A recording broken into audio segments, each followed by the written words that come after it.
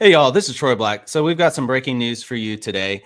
If you like this format, let us know. We may plan on doing these breaking news segments daily where we give you kind of a sneak peek at some of the news, kind of a few snippets of what happened the day before, what's happening right now. So, we're going to get into this. Let me know in the comments below if you want to see more of this.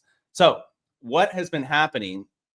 Everybody at this point has probably heard about Trump's executive order and his initiative to change the Gulf of Mexico to the Gulf of America. So, if you've seen the title of this video, it is Say Goodbye to the Gulf of Mexico, because it seems likely that his initiative is going to pass through the House floor and the Senate as well.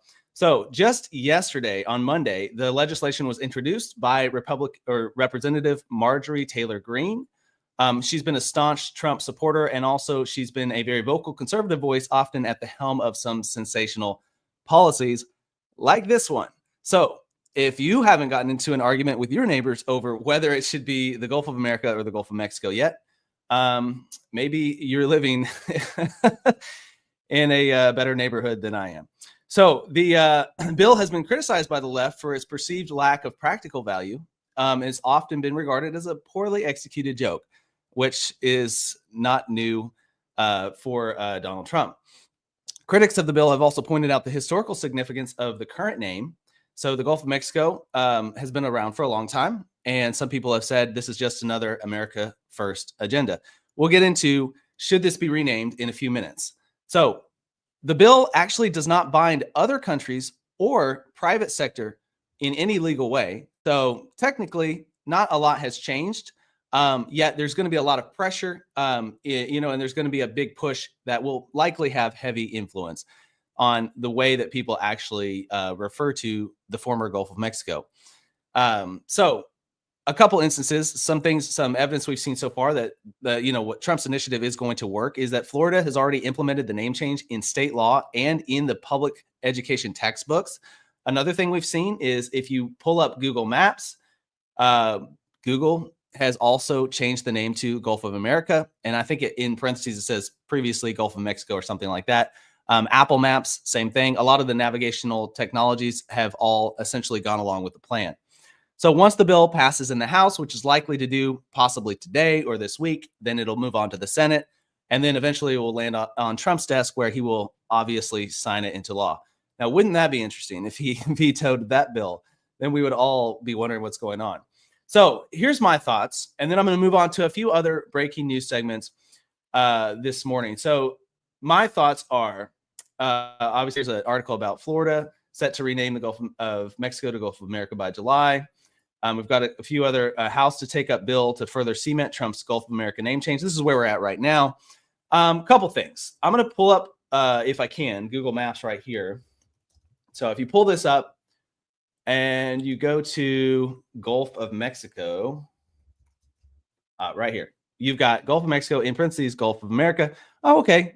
That's actually different than it was last time I pulled it up. So they've hey, maybe they're on the fence. That's interesting.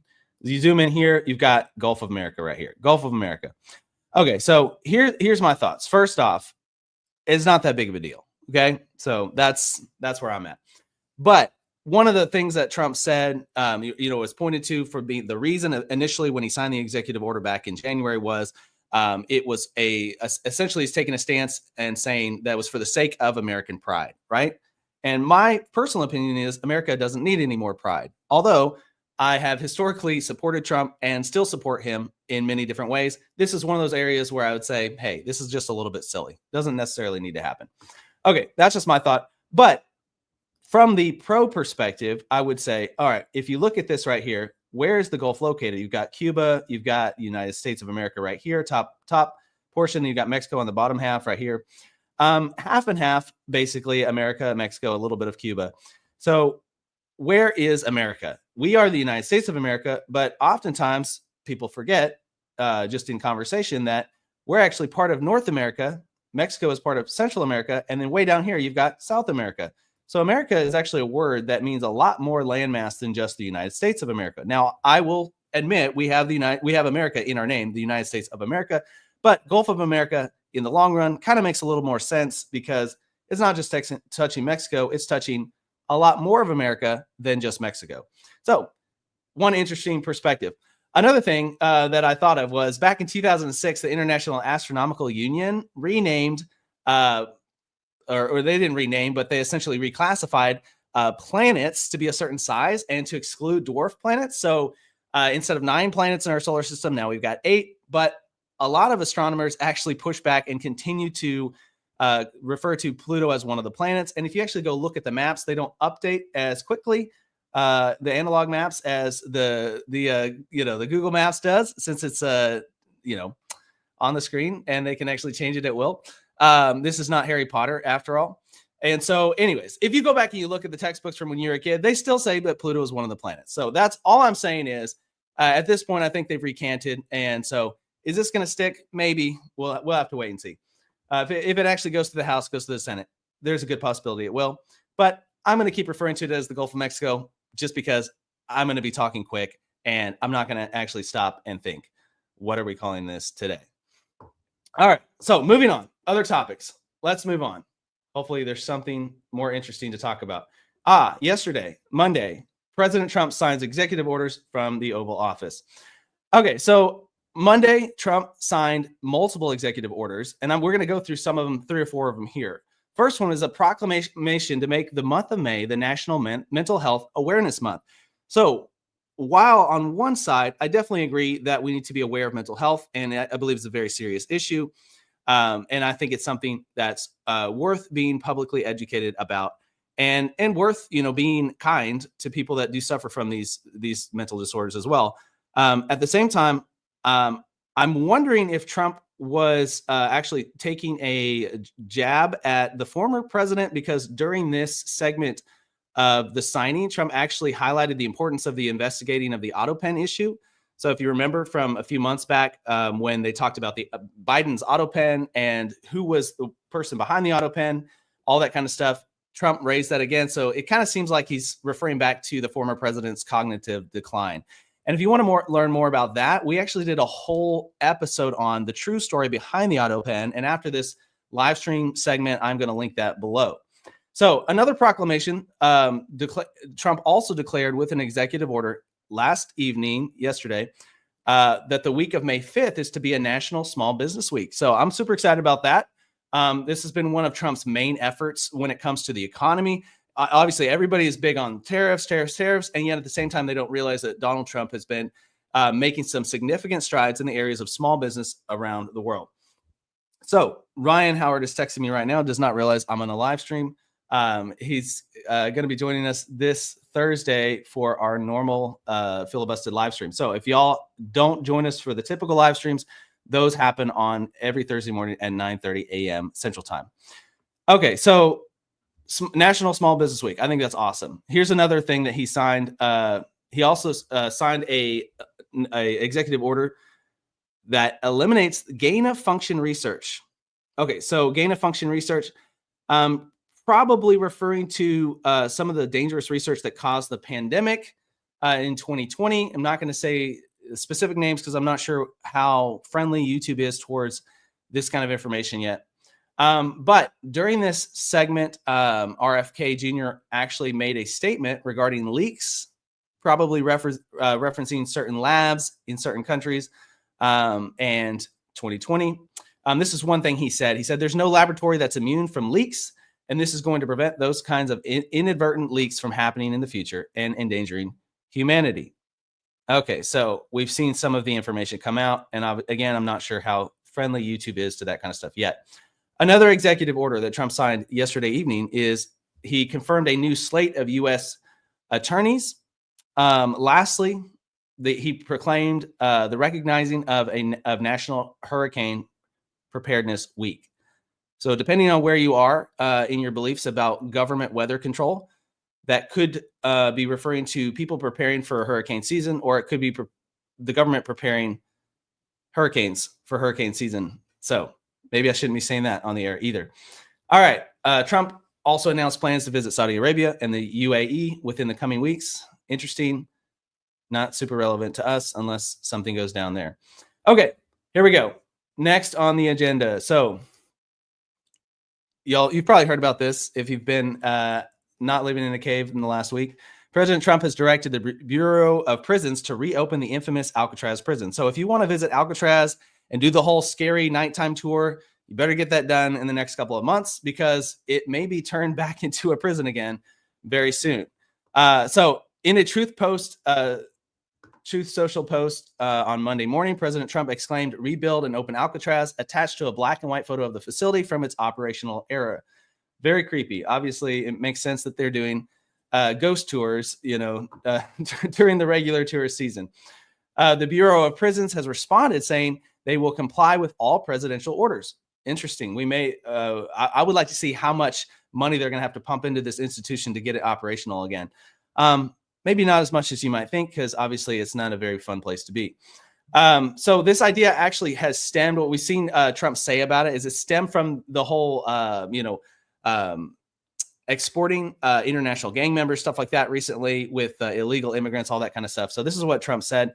He said, "It's an idea I had, I guess, because the judges, so many of these radicalized judges, they want to have trials for every single person in our country illegally." If you haven't seen the episode we did on that issue, we recently did an exclusive episode with a little public sneak peek of that one as well. That's available on Filibusted on the YouTube page, as well as the exclusive is available on Locals.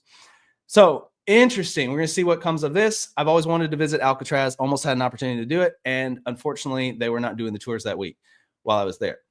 Not in Alcatraz, obviously, not been caught for anything that serious.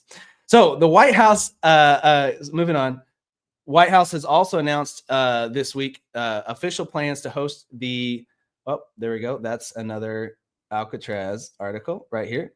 NFL draft locations. They've announced the plans to host the official NFL draft at the National Mall in Washington, D.C. The last time it was hosted in Washington, D.C., I believe, was 1941, although it's never been hosted at the National Mall before. So if you like football, maybe this news appeals to you. For me, everything football related goes over my head. Aha, pun intended. All right. It's because I can't catch. In addition, DC has announced plans to resuscitate the city's team, the Commanders, and hopes to build a new domed facility by 2030. Interesting. We're going to see if they even have space in DC for that. Very unlikely. If you've ever been to DC, which I have not been there either, probably very similar to Alcatraz. President Trump has expressed interest in the NFL and football many times over the years, even going so far as to be heavily invested and involved with an alternative football league in the 1980s. Interesting. Specifically as the owner of the United States Football League team, the Generals from New Jersey. The attempt ultimately gained little traction and faded from the spotlight. So, is this a serious initiative that's going to somehow help DC? It's going to somehow help the NFL or help the American people? Possibly. Also, could there be a little bit of a mixture in there where Trump is trying to relive some of his glory days? Maybe. Many people would say Trump's glory days are happening right now with the golden era. And I would agree to an extent. He's obviously not been involved in something so big as being the president, even with all of the things before he was president in 2016. There's not really much more, much higher you can climb than that here in the United States. Maybe a few other things that you could do. But interestingly enough, it's just interesting to think about some of the other ulterior motives or, personal agendas behind some of the decisions that people make and how those things can sometimes be influenced there. So we're about to release an episode all about Elon Musk. And although I support a lot of the things that Elon Musk is doing through Doge, and, we've seen some of the stuff that's been happening, some of the money laundering that's been taking place that he's uncovered thus far, which I'm super happy about. Some of the fraud that he's trying to get rid of, which I'm super happy about. We are about to release an episode that's all about Elon Musk and some of the potential. We did release an episode about potential vendettas behind some of the decisions he's making, but also there may be an ulterior motive there that has to do with NASA. So I'm just going to plug that. And we're about to release that episode here on Filibusted. But so I'm just wondering if Trump just wants to be part of the NFL. I'm just wondering, we've seen his general interest in wrestling, obviously, and things, sports like that. So I'm wondering if he wants to just have his name in lights up on that screen again. So in other news, in case you missed it, the White House put out a lo-fi MAGA sleep video. So this is just for fun. This is in order to relax or study to. And the video contains a split screen of a cartoon of Trump signing an executive order on one side and a scrolling list of Trump's promises made, promises kept on the other. Super funny. There's a super chill lo-fi track. So if you don't know what the word lo-fi means, I'm 3 months ahead of you, and I'm super hip and cool and awesome and young like that. I just found out earlier this year what lo-fi meant. So I'm way behind the times, and my kids make fun of me daily. So the official YouTube video has mysteriously disappeared from the White House website, but you can find the copy on live now from Fox, which we're looking at right now. I'm going to play a little segment of this for you to see what it looks like. I don't know if you can hear that, but I'm feeling very relaxed right now listening to Trump's official lo-fi video of him signing executive orders.